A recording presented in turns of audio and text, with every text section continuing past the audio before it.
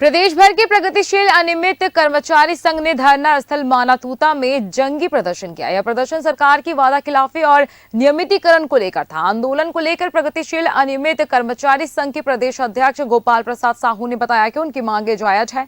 सरकार जानबूझकर हमें नजरअंदाज कर रही है। इसके लिए हम सरकार की आंख खोलने के लिए एक दिवसीय प्रदर्शन कर रहे हैं। मैं इस वक्त खड़ा हूँ राजधानी रायपुर से 10 किलोमीटर दूर मानातूता में, और यह एक जगह जो धरना प्रदर्शन का केंद्र है और अनेकों संगठन यहाँ पर आके अपने मांगों पर विरोध प्रदर्शन करते हैं और धरना देते हैं। इस धरना स्थल का नाम मानातूता है और भारी संख्या में यहाँ पर लोग आए हुए हैं जो अपने इस विरोध को दिखाने के लिए राज्य सरकार को जगाने का प्रयास कर रहे हैं। छत्तीसगढ़ प्रगतिशील अनियमित कर्मचारी फेडरेशन द्वारा यह जंगी प्रदर्शन मुख्यमंत्री निवास घेराव का आंदोलन किया जा रहा है, जहाँ पर महिलाएं भी हैं, युवा वर्ग भी हैं और कर्मचारी संघ के पदाधिकारी भी हैं। सीधा चलते हैं गोपाल प्रसाद साहू जी से, उनसे मुलाकात करते हैं।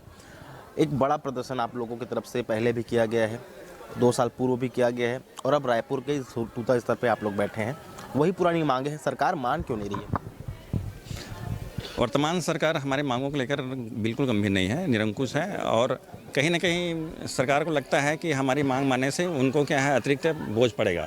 लेकिन हम सरकार के समक्ष को स्पष्ट बताना चाहते हैं, हमारी मांग मानने से सरकार को कोई अतिरिक्त बोझ पड़ने वाले नहीं है, क्योंकि ऑलरेडी क्या है सरकार क्या है 50% वेतन हमको देती है।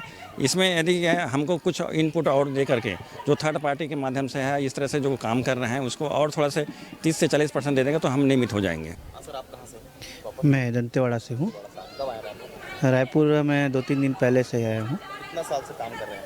टोटल मेरे को हो गया 14 साल। नियमितीकरण को अभी तक तो सरकार कोई निर्णय नहीं ले रही है और अगर ऐसा रहा तो फिर जो हमको जंगी प्रदर्शन करना चाहिए वो हम करेंगे, चाहे जिला स्तर से हो राज्य स्तर। सरकार जो है वो हमारी मांगों को मान नहीं रही है, क्योंकि उनके पास हमारे जैसे जो कर्मचारी हैं अनियमित कर्मचारी, उसमें वो 50% में काम कर ले रहे हैं, इसलिए वो उस चीज़ को देख नहीं रहे हैं।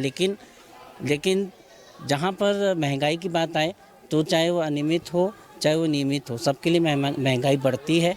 तो मैं शासन प्रशासन से यही मांग करता हूँ कि जो अनियमित कर्मचारी हैं उनको नियमित करें और वेतन वृद्धि जो है वो वार्षिक वेतन वृद्धि हो और सभी को सभी सुविधा प्राप्त हो। जैसे नियमित को सभी सुविधा प्राप्त होती है वैसी अनियमित कर्मचारियों को भी सभी सुविधाएं प्राप्त हुई, जैसे मातृक अवकाश, पैतृक अवकाश और टीए, डीए और मेडिकल जो सुविधा है वो होना चाहिए। मृत्यु पश्चात जो भी अनुकंपा नियुक्ति की सुविधा है वो भी प्राप्त होनी चाहिए। ये है हम लोगों का भी मांग है कि हम बिहान की महिलाएं है ना गांव-गांव में जाकर अपना फील्ड कर रहे हैं। फिर बात और एक जगह से दूसरे जगह महिला जाके काम करते हैं और उसमें भी हमारा मानदेय बहुत कम है। और हम महिलाओं को अभी जो भी पंचायत स्तर में हर विभाग का काम आता है, वो विभाग का काम आता है तो हम महिलाओं को सौंप देते हैं और मानदेय देखा जाए तो बहुत कम है, न्यूनतम मानदेय है, बढ़ाना चाहिए। और एक और है कि हम पीआरपी जैसे एक जिला से दूसरे जिला जाके काम कर रहे हैं तो हमारा मानदेय 16,000 ही है, तो उसमें हम लोग को टीएडीए भी मिलना चाहिए। और सीएलए में जो मैनेजर के पोस्ट में भर्ती जो ले रहे हैं उसमें पीआरपीओ को ही समायोजित किया जाए। और अभी हम लोग का 5 महीना हो गया, मानदेय नहीं मिला है। जो लगभग बहुत सारी चीज़ें हैं और बहुत सारे मुद्दे हैं जिसको लेकर सरकार इन चीज़ों को मानने पर विवश होगा। लेकिन जो बात यह है कि आंदोलन कब तक? सुबह से लेकर शाम तक कर्मचारी अगर आंदोलन करेगा तो फिर काम कौन करेगा? और सरकार अगर इनकी बातों को नज़रअंदाज करती है तो ये फिर धरना देने के लिए, मानातूता या फिर बड़े स्तर पर आंदोलन करने के लिए बाध्य होते हैं, जिसकी जवाबदेही खुद सरकार, राज्य सरकार की होती है।